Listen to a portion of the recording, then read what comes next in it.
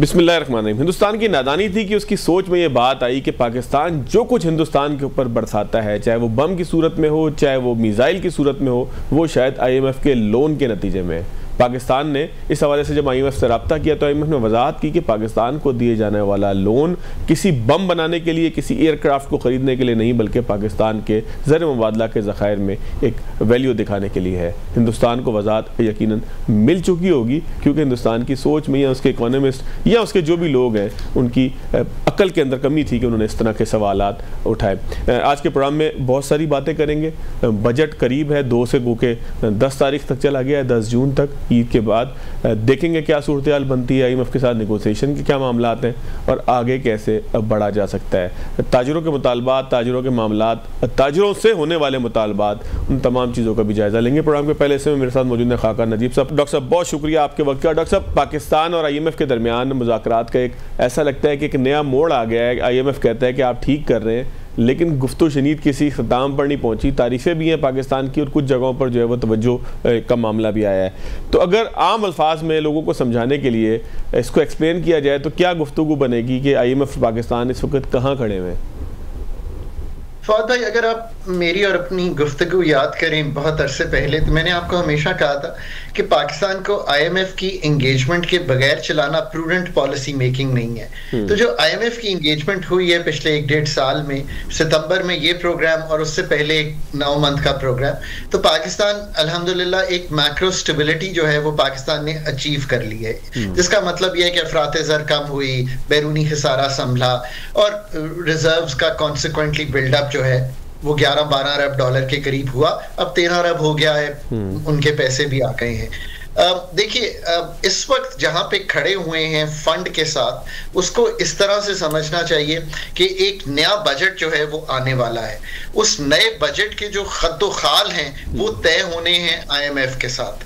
क्यों? क्योंकि आपने एक स्ट्रक्चरल बेंचमार्क लिखा हुआ है और स्ट्रक्चरल बेंचमार्क जो है वो ये कहता है कि आप नया budget in line with the program जो ओवरऑल फ्रेमवर्क है उसमें तय करेंगे। अब उस नए बजट में एक तो इम्पॉर्टेंट बात यह है कि आपका इस दफा का जो टैक्स का हदफ है वो आपने पहले 12,900 रिवाइज डाउन टू 12,300 रखा था। मेरा ख्याल है शायद 12,300 भी अपहिल लग रहा होगा कलेक्ट करना, और अथॉरिटीज कहीं 12,000 के इर्द गिर्द कलेक्ट करेंगी। अब 12,000 से 14,100, 200 या 300 का जो सफर है वो 2,000 प्लस मांगता है। अब इस 2000 के सफर को तय करने के लिए कुछ तो ऑटोनमस ग्रोथ, यानी कि ग्रोथ जो फ्रेमवर्क के अंदर ही आ जाए, जिसका मतलब है कुछ इकोनॉमिक ग्रोथ होगी, कुछ इन्फ्लेशन होगी, तो 10-12% तो यहां से ग्रोथ आ जाएगी। चले अगर ये ऐड कर लें 1200, 1300, 1400 की ग्रोथ, तो बाकी जो 500 की ग्रोथ है या 600 की ग्रोथ है वो कैसे आनी है?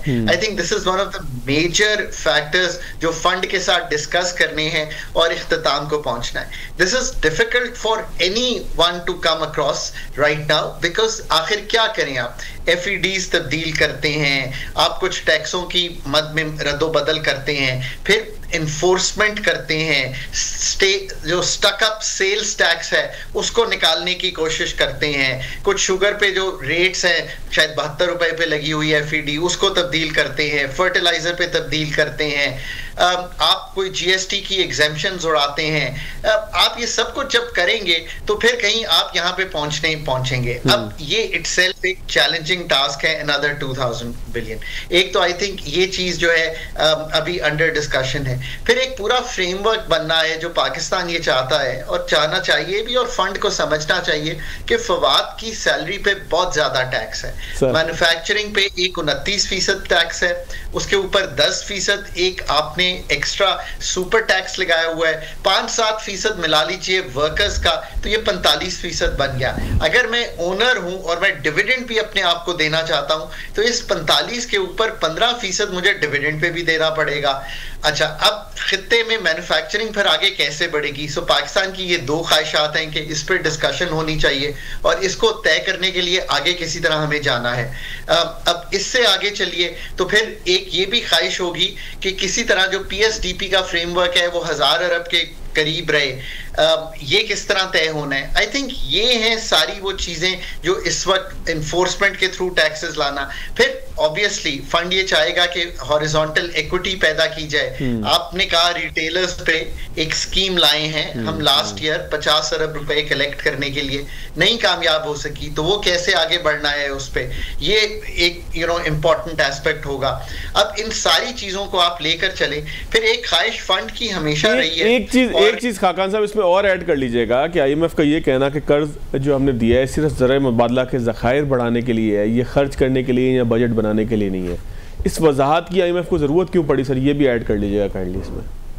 मैं एक्सप्लेन कर देता हूं। मैं इस पे आने से पहले इस हम प्रोसेस को खत्म कर लें। जो बहुत जरूरी काम अब होने वाला है वो ये है कि आपने दो चीजें करनी है। एक तो ये है कि जो आपकी ओवरऑल टैरिफ रिजीम है ना, उसको आपने संभालना है इस तरह से कि अपनी इंडस्ट्री को कंपेटिटिव बनाना, जिसका मतलब है कि जो हाई इंपोर्ट टैरिफ्स हैं उसमें IMF तो बहुत अरसे से ये कह रहा है, पॉलिसी मेकर्स, मैंने कई दफा टेबल पर बैठकर ये कहा है कि ये जो हाई कस्टम्स ड्यूटी तो थी, फिर एडिशनल कस्टम ड्यूटी लगाई, फिर उसके ऊपर रेगुलेटरी ड्यूटी लगाई, फिर एक शेड्यूल 5 है हमारा, उसमें ये कहते हैं कि इंडस्ट्रियल जो इस वक्त यूजर है वो एक रेट पे मंगाएगा, कमर्शियल एक रेट पे मंगाएगा। डिस्टॉर्शन पैदा की, उस डिस्टॉर्शन से बहुत सी प्राइसिंग्स ने रॉ मटेरियल इंपोर्ट की जन्म लिया। So you have to do away with all this. अब जो चीजें मैंने आपके सामने रखी हैं ये इटसेल्फ बहुत काम था। अब मैं हमेशा कहता हूं कि अथॉरिटीज की कॉम्पिटेंस डिटरमिन करती है कि ये सारा काम आप फंड को सेटिस्फाई करके आगे बढ़ सकते हैं। और अभी तो मैंने 2-3 मेन और चीजें आपके सामने रखी हैं before I come to answer the other question. वो ये है कि एग्रीकल्चर इनकम टैक्स का निजाम बार बार इस दफा फर्क देखिए कि फंड ये कहता है कि प्रोविंसेस के साथ भी अच्छी बातचीत हुई।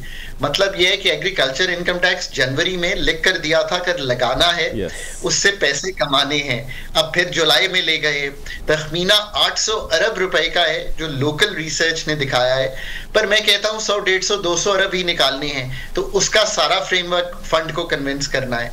अब आखिरी बात जो सबसे इंपॉर्टेंट कन्विंस करनी है, जो पाकिस्तान की फेवर में है, वो ये उन्हें बताना है कि एक्सपेंडिचर का रिफॉर्म क्या होगा। एक तो 9,800 अरब का खर्चा होना था किस चीज में, जो आपने मार्कअप देना था, मैक्रो स्टेबिलिटी जो फंड की एंगेजमेंट से आई है। 22% का जो रेट है वो 11% हो गया पॉलिसी का। सबसे बड़ा बेनिफिशियरी स्टेट है, अब 8,500 देना है अगले साल, बावजूद इसके कि नया डेट इस साल में ऐड होगा। ये सारी तो हमने गुफ्तगू की है टैक्स साइड पे। अगर 2,000 अरब पे पहुंचना मुश्किल दिखाई दे तो फिर जो एक्सपेंडिचर का रिफॉर्म है, देखिए एक तो आपको स्पेस मिली है कि आपका जो मैक्रो स्टेबिलिटी आई, 11% पॉलिसी रेट आया। जब पॉलिसी रेट आपका नीचे आया तो सबसे बड़ा बेनिफिशियरी जो है वो तो स्टेट खुद है, क्योंकि जो 9,500 अरब से लेकर 10,000 अरब तक के दरमियान पे करना था इस साल, वो अगले साल कम होकर 8,500 अरब रह गया है, बावजूद इसके कि आपने डेट ऐड किया है। सो आपको वहां पे स्पेस मिली। So that's the good part of the program. But आपने उनको ये तो दिखाना है ना कि आप किस तरह अपने जारी अखराजात को कम कर रहे हैं। अगर आप कह रहे हैं कि USC, अगर आप कह रहे हैं यानी कि यूटिलिटी स्टोर, P&D डिपार्टमेंट, अगर आप कह रहे हैं 1.5 लाख मुलाजमतें, ये सब कुछ गया है,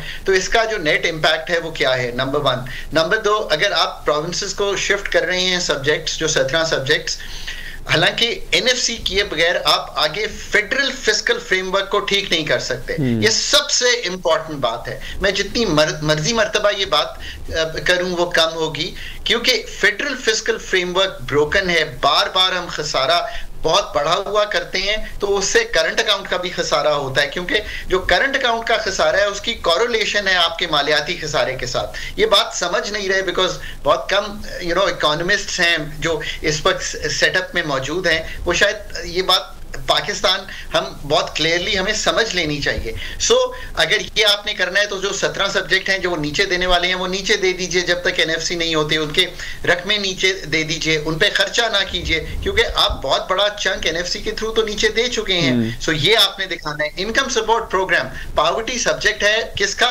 पावर्टी सब्जेक्ट है प्रोविंसेस का। यार इसको समझिए, ये कानून है पाकिस्तान का।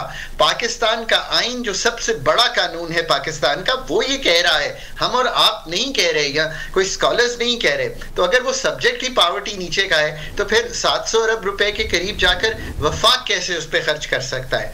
एनएफसी को 18वीं तरमीम के साथ जोड़ कर ही फेडरल फिस्कल फ्रेमवर्क को ठीक किया जा सकता है। सो वो आपने करना है। इसी तरह जो पेंशन्स का रिफॉर्म है, इसी तरह मतलब मुझे आज 10 साल तो हो गए होंगे ये कहते हुए कि आपने अच्छा इनकम सपोर्ट प्रोग्राम बनाया, हमने बैठकर ये तख्लीक किया।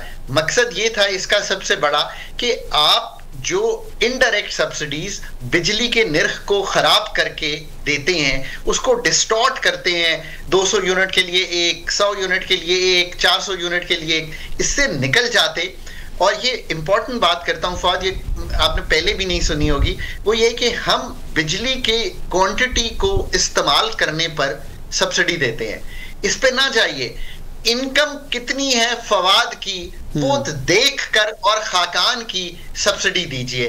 डायरेक्ट फवाद या खाकान के अकाउंट में डिपेंडिंग कि मैं लोअर इनकम में हूं, बिल्कुल लोएस्ट इनकम में हूं, सब्सिस्टेंस पे हूं, वल्नरेबल हूं, कहां हूं। अब ये हैं वो काम जो होने वाले हैं। मैं हमेशा कहता हूँ Fawad, I am very bullish on Pakistan.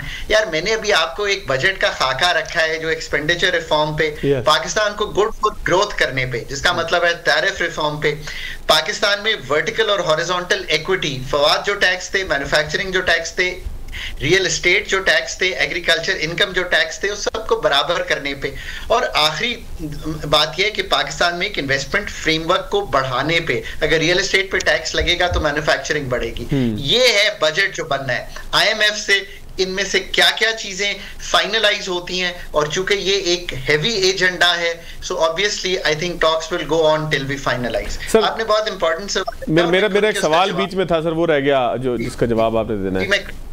जी मैं कहने लगा हूँ, देखिए कोई भी मुल्क ये कह रहा है कि अगर हम आईएमएफ के पैसे लेके उनको बजट में यूज करके कोई चीजें खरीद रहे हैं, तो फिर उनकी साइड के जो इकोनॉमिस्ट हैं ना, वो उनको ये समझाएं बात कि जो आईएमएफ के पैसे आते हैं डॉलर्स में आते हैं, वो स्टेट बैंक ऑफ पाकिस्तान में बजटरी सपोर्ट में नहीं, यानी कि बजट को सपोर्ट करने में नहीं, बैलेंस ऑफ पेमेंट की सपोर्ट में स्टेट बैंक ऑफ पाकिस्तान में दिखाई देते हैं। कहां पे?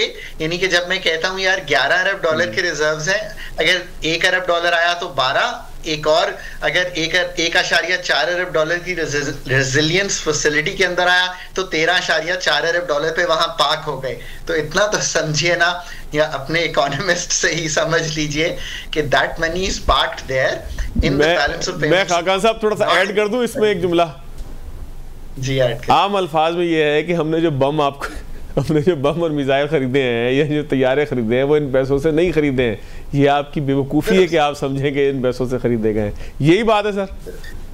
दुरुस्त, आप बिल्कुल सही कह रहे हैं। और ये भी साथ इसके ऐड कर दूं कि ये पैसे तो पार्क हो गए, फिर फंड एक पूरा जिसे कहते हैं पाकिस्तान के साथ, जैसे quantitative targets, indicative targets, budgetary targets, वो तो हमारे बजट का जो खसारा है उसको जब कम करता है तो मेरा तो एक्सपेंडिचर कम होता है। मुझे तो अपने जो एक्सपेंडिचर्स करने हैं उसको कम करना पड़ता है, मुझे अपने टैक्स को बढ़ाना पड़ता है, मुझे इकोनॉमी को स्लो करना पड़ता है फंड में रहते हुए, स्टेबलाइजेशन में जाते हुए। हम तो ग्रोथ के में जा ही नहीं सकते। और अभी हमने जितनी गुफ्तगू की ये की कि गुड फॉर ग्रोथ करना है। जब ग्रो करेंगे, मिलिट्री एक्सपेंडिचर जो है हम जो है जिसे आप कहेंगे ना उस सतह पर रखे हुए हैं कि डिटरेंस के साथ आज जो मिलिट्री माइट दिखाया है both on the air force and the missile side from the army, वो तो अब it's not second to none, it's superior in the region. और ये भी दिखा दिया है। और इसका बिल्डअप पाकिस्तान ने, जो कि मैं मिनिस्ट्री का पार्ट रहा हूं, so very categorically I can tell the world कि it was well financed, well used and well bought from the sources in the world including China, and well developed within Pakistan. ये भी याद रखिए। So all credit to the authorities, to the armed forces, to both civil and military authorities। और जो भी polity वक्तन फवक्तन रही है, हमने किसी सेंस में भी डिफेंस को नहीं जिसे कहेंगे बिल्डअप को नहीं रोका। इसी तरह इकोनॉमिक डेप्थ भी बिल्ड करने का टाइम है ना, जो आज बजट का एक खाका आपके सामने बड़ा डिटेल में हमने रखा है। आप ये करें, पाकिस्तान 3 से 5 साल में मुख्तलिफ दिखाई देना शुरू कर देगा। 1.5 साल पहले मैंने फवाद को इंटरव्यू में कहा था कि फंड के साथ एंगेज करेंगे, स्टेबलाइजेशन आ जाएगी। आज जो खाका मैंने आपके सामने रखा है, आप ये करें, 3 से 5 साल में खसारे भी संभल जाएंगे, इन्वेस्टमेंट फ्रेमवर्क भी चलना शुरू हो जाएगा और फिर we can build on it as we move along. बहुत शुक्रिया खाकान नजीब साहब सर आपके वक्त का। नाज़रीन एक ब्रेक लेते हैं, ब्रेक के बाद आगे की तरफ चलेंगे। जुबैर साहब बहुत शुक्रिया आपके वक्त का। सर बजट की आमद है, गो कि अब तारीख तब्दील हो गई है, 10 जून तक चला गया है, लेकिन क्या निगोसिएशंस आपके साथ हो रही हैं? कराची चैम्बर के साथ क्या बातचीत हो रही है? आप लोगों के साथ किन मौज़ूआत के ऊपर अब तक बातचीत हुई है? वज़ारत ख़ज़ाना की क्या एंगेजमेंट है सर? देखिए, हमने तो एक पूरा एक प्रपोजल का पैकेज बना के वज़ीर ख़ज़ाना उसके ऑफिस को भेजा है और हम उसमें जो चाह रहे हैं वो ईज ऑफ डूइंग बिजनेस पे हमारा एम्फेसिस है। इस दफा हम एक ही बात कह रहे हैं कि हमें जो है ना ईज ऑफ डूइंग बिजनेस दें, ईज ऑफ मैन्युफैक्चरिंग दें, कंड्यूसिव एटमॉस्फेयर दें, इनेबलिंग एटमॉस्फेयर दें, ताकि हम अपने काम पर तवज्जो दे सकें और ये जो बाकी जितनी चीजें इनके ऊपर नहीं होना चाहिए।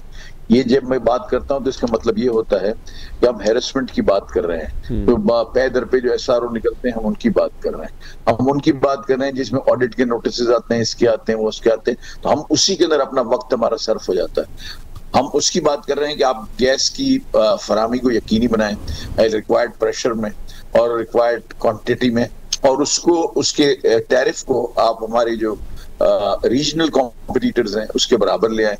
तो बिजली के जो टैरिफ हैं वो 9 से 10 सेंट के दरमियान हमारे पेयर ग्रुप के अंदर है, हमारे रीजनल कॉम्पिटिटर्स के साथ है, वो होनी चाहिए। अगर आप वैल्यू एडेड के अंदर जाना चाहते हैं तो फिर पानी की अवेलेबिलिटी को मेक श्योर करना पड़ेगा, इन तमाम चीजों को। और जो आपकी जो रिफंड का प्रोसेस है उसको आप हर दफा कहते हैं कि 72 घंटे का है, ये उसका है, फिर कहीं ना कहीं कोई कदगन आ जाता है और चला जाता है। उसके अंदर बहुत सारे जो है ना वो गेम्स होते हैं FBR के, वो हमने उनको निशानदेही की है कि आप मिसाल के तौर में आपको अजीब लगेगा कि मैंने आपसे कोई माल लिया और फिर मैंने आपको चेक किया कि आप एक्टिव टैक्स पेयर्स में हैं, उनकी एक साइट बनी हुई है, उसमें चेक किया, वो चेक करके फिर हमने देखा कि आप एक्टिव टैक्स पेयर में, हमने आपको जो है ना वो हमारा गुड्स अब जो भी माल है हमने आपको बेचा और उसका स्क्रीनशॉट भी ले लिया कि आप ये एक्टिव टैक्स पेयर है। फिर जब हम हमारा जब रिफंड रुकते हैं पूछते क्या, बोला ये जो है ना ये नहीं है। हमने बोला जिस दिन हमने इनको माल दिया है उस दिन ये एक्टिव थे, उन्होंने बोला अब वो नहीं है, इसलिए आप उनको ढूंढ के दें, तो अगर हमारे वो पैसे आएंगे तो हम देंगे। दुनिया में कहीं ऐसा कभी हो सकता है कि अगर आपने कानून बनाया कि एक्टिव टैक्स पेयर को आप बेच सकते हैं, मैंने एक्टिव टैक्स पेयर को देखा, उसका स्क्रीनशॉट लिया, वो आपको मैं दे रहा हूँ कि भाई जिस दिन मैंने लिया ये तारीख है, मेरे चेक की ये तारीख है, मैंने इसको ये भरा है, आप मेरा रिफंड कैसे रोक सकते हैं? वो रोक रहे हैं। बोले जी आप उनको ज्यादा जानते होंगे, कोई कानून नहीं। इस तरह की चीजों को हमने जो है ना काफी उसके अंदर हमने कहा है कि इसको एड्रेस किया जाए। साहब इसका मतलब तो ये हुआ, मैं एक एक करके हम चीज़ों को अगर समझते जाएं, इसका मतलब तो ये हुआ कि आपकी ज़्यादातर शिकायतें जो हैं वो FBR से मुताल्लिक हैं, उसके रिफंड से मुताल्लिक हैं, उसकी पूरी प्रोसेसिंग से मुताल्लिक है। तो ईज टू डूइंग बिजनेस की रास्ते में असल रुकावट फिर FBR है। और फिर दूसरी बात आपने की बिजली के निर्खों के हवाले से, तो यहाँ पर हम देखते हैं कि IMF शर्त ये लगा रहा है कि सनतों को मजबूर किया जाए कि वो हुकूमत से बिजली खरीदें बजाय इसके कि वो अपनी पावर को जो प्रोड्यूस करें। तो सर इस सिनेरियो में FBR को भी लेकर चलिए और ज़रा पावर सेक्टर के ऊपर भी थोड़ी सी बात करें ताकि फिर हम आगे स्मगलिंग और बाकी चीज़ों के ऊपर बात कर लें। कैप्टिव पावर प्लांट्स, मुझे एक बात बताएं कि इसमें इंडस्ट्रीज का कौन सा कसूर है? जनरल मुशर्रफ के जमाने में हमसे कहा गया कि आप अपना अपना पावर प्लांट लगाएं, हम वापडा की ग्रिड से KE से हम आपको पानी बिजली नहीं दे सकते, आप इसको लगाएं। उसकी परमिशंस भी दी गई, उसकी कनेक्शन भी दिए गए और हमने बिलियंस ऑफ डॉलर की एक्चुअली इन्वेस्टमेंट है आग इंडस्ट्रियों की। आज आप फाइन मॉर्निंग खड़े होते हैं कि IMF ने जी मना किया है तो अब जो है ना हम आपको गैस नहीं दे सकते। ये ऐसी थोड़ी इंडस्ट्री चल सकती है, ऐसे एक्सपोर्ट की कमिटमेंट्स होती हैं हमारी। फिर आपने कहा कि नहीं जी अब जो है ना पहले इसको 3000 कर दिया 2000 का, फिर 2000 के बाद 3500 कर दिया, फिर 3500 के बाद बस नहीं हुआ तो बोले तो बंद ही नहीं हो रहे, तो उन्होंने कहा कि 5% जो है आपको लेवी भी लगेगा और ये 6 महीने तक लगेगा, इसके बाद आपको बंद कर देंगे। तो ये आप अभी कहते हैं कि भाई अगर बंद करना, तो ये जो चीजें है ना ये इनकंसिस्टेंसी इन पॉलिसी के अंदर शुमार होती है। आप जब आपने एक फैसला कर लिया, ये अगर आप ग्रिड पे लेके जाना चाह रहे हैं तो उससे फायदा क्या होगा? आप एसएसजीसी और एसएनजीपी दोनों कंपनियां हैं, उन दोनों को आप मेरे बाद उनको पूछ लीजिएगा कि वो कहेंगे जी हम बैंकरप्ट हो जाएंगे अगर इंडस्ट्री का हमारा चला गया, क्यों? Industry is the pay master. बाकी डोमेस्टिक के अंदर लाइन लॉसेस हैं, पिलफरेजेस हैं, चोरी है, 47% है, इंडस्ट्री में वो 3% है। तो अगर आप मुझे बताएं कैसे उनके पास तनख्वाहों के पैसे कहां से आएंगे, वो कैश फ्लो कहां से आएगा? सर ये तो आईएमएफ का मुतालबा है ना, हुकूमत को इसके ऊपर रिस्पॉन्ड कैसे करना चाहिए?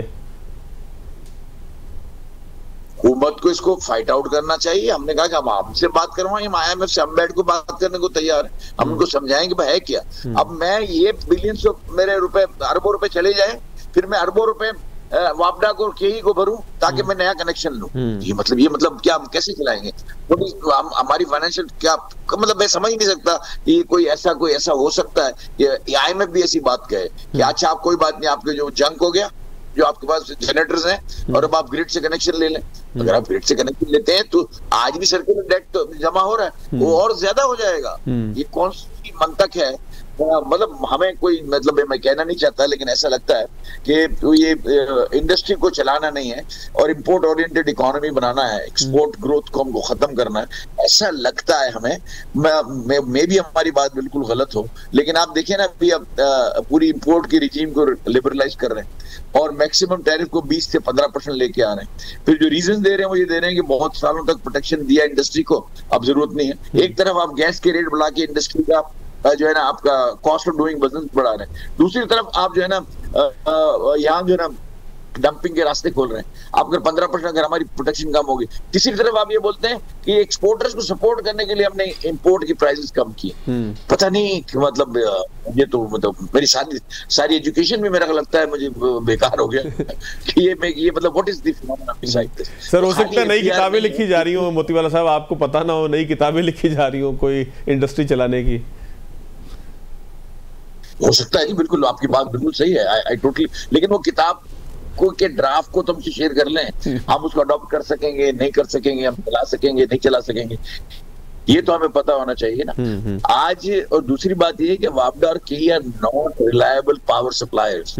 या किसी को भी पूछ लें, आप घर में रहते हैं, आप है रिलायबल सप्लाई? बिल्कुल सर, अगर रिलायबल होता तो लोग सोलर ना लगाते, रिलायबल होता तो लोग यूपीएस ना लगाते। होती है, ब्रिज रोड जाते हैं, आपको खाली घर वालों का पूछता हूँ, हमारा क्या होगा आप मुझे बताएं। अगर इंडस्ट्री तो इसको मुतामिल ही नहीं हो सकती। और एक होता है माइक्रो सेकंड फ्लक्चुएशन। आजकल की जो इंडस्ट्री में जो मशीनें लगी हैं बड़ी मॉडर्न मशीन है, उसके अंदर वो माइक्रो सेकंड फ्लक्चुएशन भी वो स्टॉप कर देती है मशीन को, और बाज़ औक़ात कार्ड उड़ जाते हैं, और वो लाखों रुपए के कार्ड होते हैं, और उस वक्त मशीन बंद हो गई और वो इम्पोर्ट होगा, आएगा। तो मुझे पता नहीं कि हम ये क्या किस तरफ करने को जा रहे हैं, क्या कर रहे हैं, इज इट फेयर तो हम डू इट। और दूसरा फेयर को भी छोड़ दें, क्या ये हमारे मुल्क के मफाद में है या नहीं है, ये तो एक दफा इसकी एनालिसिस करना चाहिए, एक रिपोर्ट बनानी चाहिए उसकी। अच्छा सर, आप ईज टू डूइंग बिजनेस की बात आपने की, तो आपकी ज्यादातर चीजें जो है वो एफबीआर से मुताल्लिक थी, तो इसका मतलब ये है कि असल जो रास्ते में रुकावट है बिजनेस के, वो एफबीआर बनता है अपने मुख्तलिफ टूल्स के जरिए? नहीं, एफबीआर जो है ना वो देखिए, ये तो रेवेन्यू और जो जनरेशन का एक इदारा है, उनका काम ही रेवेन्यू कलेक्ट करना है। अगर वो कलेक्ट करते हैं, इसके बाद उनको जो समझ में आता है वो नया लॉ बना देते हैं, ये गलत है। एफबीआर बिल्कुल ठीक है, एफबीआर तो होना ही चाहिए, और अगर आप फेडरल बोर्ड ऑफ रेवेन्यू है तो आपको रेवेन्यू कलेक्ट करना है, उसमें कोई एतराज नहीं है। एतराज उस बात पे है कि वन फाइन मॉर्निंग आप एक नया एसआरओ निकाल देते हैं, वन फाइन मॉर्निंग आप जो एसआरओ चल रहा हो तो उसमें 3 अमेंडमेंट डाल देते हैं, जो कि इसके बाद हम बैठ के आपसे बात करते हैं। अभी रिसेंटली मैं आपको बात बताऊं, अभी भी जो ये प्रॉब्लम है एनेक्शन H और J के रिजॉल्व नहीं हुए, अब फरवरी से रिटर्न फाइल नहीं हुए, इसलिए कि उन्होंने जो एक नया सिस्टम लेके आए वो ऑपरेटिंग हो ही नहीं रहा था। इसके बाद हमने उनसे इतनी ज्यादा मीटिंगें की हैं कि कोई हिसाब ही नहीं। फिर मेंबर आईआर के मैं शुक्रगुजार हूँ, उनकी समझ में आया, उन्होंने बोला चाहिए ठीक है हम कर देते हैं, and they did it in Saturday and Sunday, but after 2 months 2.5 months, अब हम तो डॉलर में हम क्या करेंगे? ये प्रॉब्लम जो एफबीआर के उनको रिजॉल्व होना चाहिए, उनके साथ उनको स्टेक होल्डर के साथ मीटिंग का कोई बाकायदा लाए अमल बनाना चाहिए। यार ये हम करने जा रहे हैं, इसमें क्या प्रॉब्लम है? आप ये करने के बाद हमारे कहने से उन एसआरओ को ठीक करते हैं, अमेंडमेंट करते हैं, आपकी समझ में बात आती है कि नहीं ये बात तो ठीक कर रहे हैं, इससे तो इंडस्ट्री नहीं चलेगी, तो उसको आप ठीक कर देते हैं। जब उसको ठीक कर देते हैं तो पहले कर लें। अच्छा सर, हम पहले कि भाई हम ये करने जा रहे हैं, ये अमेंडमेंट लेके आ रहे हैं, तो हमसे कहेंगे इस अमेंडमेंट। अच्छा सर, डोनाल्ड ट्रंप साहब ने एक पूरी टैरिफ वॉर एक दुनिया में शुरू की है, वो यूरोपीय यूनियन की तरफ भी आ गए हैं, चाइना के साथ निगोसिएशन की हो गई है और एक बहुत बड़े टैरिफ से एक मुनासिब से के ऊपर उनकी बातचीत हो रही है, एक पूरा टैरिफ का एक मामला है। फिर वो बार बार अपनी मुख्तलिफ जगहों पे गुफ्तगू जो है उसमें वो कहते हैं कि पाकिस्तानी बहुत अच्छे हैं, इनक्रेडिबल हैं, इनकी क़यादत बहुत अच्छी है, मैं इनके साथ टैरिफ पे भी बातचीत करूँगा। वो तमाम बातें सर, वो किताबी बातें आप कह सकते हैं कि जो तज्जिया हो सकता है कि जी टैरिफ से ये फ़ायदा है, नुकसान है, लेकिन अमली तौर पर ज़ाहिर है कि आप कराची चैम्बर की अगर बात करें, आप लोगों की बात करें, तो आप अमली तौर पर सनतकार हैं, ख़ास तौर पर टेक्सटाइल के हवाले से आप लोगों का एक बड़ा जो है वो कंट्रीब्यूशन है मुल्क की एक्सपोर्ट्स के अंदर। तो अमली तौर पर आप इसको जो है वो टैरिफ के अब तक के जो मामलात हैं, इसमें अपने लिए कोई नया रास्ता देखते हैं, कोई अपने लिए अपॉर्चुनिटी देखते हैं, या कहीं ना कहीं इसका हमें नुकसान होना है? देखिए, हमको उन्होंने 10% में रखा है current duty and 10% plus. India को उसको जो है ना 10% नहीं रखा, उसको 7% है, तो ये हमारा एक डिसएडवांटेज पोजीशन है। बांग्लादेश को हमसे ज्यादा रखा है, तो हमारी कोई एडवांटेजेस पोजीशन है। ये कोई इतना बड़ा मामला नहीं होगा। और एडवांटेज की जो बात कर रहे थे वो लोग इसलिए कर रहे थे कि अगर चाइना पे 150% ड्यूटी लगाई और उनको एकदम बिल्कुल खत्म कर रहे हैं, तो हु विल रिप्लेस चाइना? कोई कर ही नहीं सकता। ये बात भी हकीकत है कि जो kind of production China does, वो कोई और मुल्क रिप्लेस नहीं कर सकता। लेकिन सबको थोड़ी थोड़ी अपॉर्चुनिटी मिलती, उस अपॉर्चुनिटी की बात हो रही थी जो अब खत्म हो गई। आज तो बड़ा ही प्रेसिडेंट ट्रम्प का बड़ा पॉजिटिव बयान आया कि मैं तो खुद चाइना जाने को तैयार हूं, मुझे आप ऑफिशियल इन्विटेशन भेजें। और जो है ना उन्होंने उसकी ड्यूटी को भी 30% कर दिया है चाइना की। और मुझे लगता है कि it will be all over और उसको ना सीधा हो जाएगा। ये टैरिफ की जो वॉर है कोई लंबी चलेगी नहीं, और अगर चलती भी है तो पाकिस्तान को बहुत बड़ा नुकसान इसलिए है कि पहले हमारे ऊपर 17% ड्यूटी थी, अगर 27% हो जाती है तो उसके आगे से बाकी ममालिक पे अगर ये जो बाकी ममालिक हैं 60 के अलावा उनके अंदर अगर नहीं लगती तो फिर तो हमारे लिए तो बड़ी ऑकवर्ड पोजीशन हो जाएगी। हम कहाँ खड़े हैं और हमारे लिए प्रॉब्लम्स होंगे। अपॉर्चुनिटी तो मुझे अब कोई नजर नहीं आती, पहले कहीं नजर आती थी थोड़ी बहुत, अब नहीं आती। ठीक है। अच्छा सर, एक आखिरी चीज के ऊपर और बता दीजिएगा, एक पाक भारत एक पूरा जंग का मामला था जिसमें तिजारत को भी दोनों मुल्कों ने रोक दिया। तिजारत पहले भी नहीं थी, फिर दवाइयाँ शवाइयाँ जो थोड़ी बहुत आती थी, उनका खाम माल आता था, उसको भी रोक दिया। तो इस जंग के असरात अमली तौर पे कारोबार पे क्या है सर? देखिए, हमारे पास तो हम तो पहले भी ये कहते थे कि रीजनल ट्रेड होना चाहिए, लेकिन दुश्मनों के साथ तो रीजनल या रीजन आज इंसान की जान की ज्यादा कोई चीज नहीं होती। इंसान जो है उसकी जान सबसे पहले, और हमारे फौजियों की, हमारे बॉर्डर के पास रहने वाले लोगों की, हम तमाम की जो है ना समझते हैं कि उनकी जानें बेहद कीमती हैं और किसी तरह से भी ऐसा नहीं होना चाहिए। अगर वो इस तरह से करते हैं तो वो एक डिफरेंट स्टोरी है। अदर देन दिस, बात ये है कि रीजनल ट्रेड बहुत जरूरी होता है। यूरोपियन यूनियन अपने आपस में जो रीजनल ट्रेड है वो 54% है और हमारा रीजनल ट्रेड 4% है। वो भी अफगानिस्तान और ईरान से थोड़ा बहुत जो आ रहा है ऑफिशियल, बाकी अनऑफिशियल आता है। तो हम जो है रीजनल ट्रेड से महरूम है। जो हमारी तरक्की और एक्सपोर्ट की नहीं बढ़ने की एक बड़ी वजह जो है वो ये भी है। और दूसरी बात, जब हम रीजनल ट्रेड की बात करते हैं तो इंडिया में बहुत सारे हमारे रॉ मटेरियल्स बनते हैं, बहुत सारी चीजें जो हमारी हम जो है उसके वहां से, उसके अंदर इन्वेंट्री भी नहीं रखनी पड़ती, आपको डिस्टेंस भी कुछ भी नहीं है, तो जो है ना वो 1.5 दिन का रास्ता है, वाघा बॉर्डर से डायरेक्ट उसी दिन पहुंच जाता है। तो वो जो है ना वो एक डिसएडवांटेज हमें है, लेकिन उसका कोई इतना बड़ा हमारे पर इम्पैक्ट नहीं है। Now we have become used to it. और अभी हम इंडिया के बगैर पिछले कोई 2 साल से कोई इंपोर्ट नहीं है, हम इसका काम चला रहे हैं। और फार्मास्यूटिकल की रॉ मटेरियल के अलावा कोई इंपोर्ट हमारा पहले भी नहीं था। अब अगर बैंड हुआ तो हमें तो कोई फर्क नहीं पड़ता क्या हुआ या क्या नहीं हुआ। आई थिंक कि अब जो है ना सारे रीजन के लोगों को होश के नाखून लेने चाहिए, एक दूसरे की पॉपुलेशन के ऊपर रहम करना चाहिए, और खास करके इंडिया को चाहिए कि अपनी पॉपुलेशन के ऊपर रहम करे। और जो इस तरह के जो ये काम हो रहे हैं एक्सट्रीमिज्म के, जो मुसलमानों के खिलाफ जो काम हो रहे हैं, उनको अपने इस पे नजरसानी करनी चाहिए। वहाँ 30 करोड़ मुसलमान रहते हैं, वो भी आप उनके शहरी हैं, उनके बाशिंदे वहीं पैदा हुए हैं, इनके आबा अजदाद वहीं हैं। तो मेरा ख्याल है कि इसको रीलुक करने की जरूरत है। और हम समझते हैं कि ये जो ना ये बहुत अच्छा होगा खित्ते के लिए, कि अमन भी आएगा, अगर बिजनेस होगा तो अमन भी आएगा। बहुत शुक्रिया जुबैर मोतीवाला साहब मेरे साथ मौजूद थे। नाज़रीन, आज के प्रोग्राम से इतना ही, याद दीजिएगा। अल्लाह हाफ़िज़।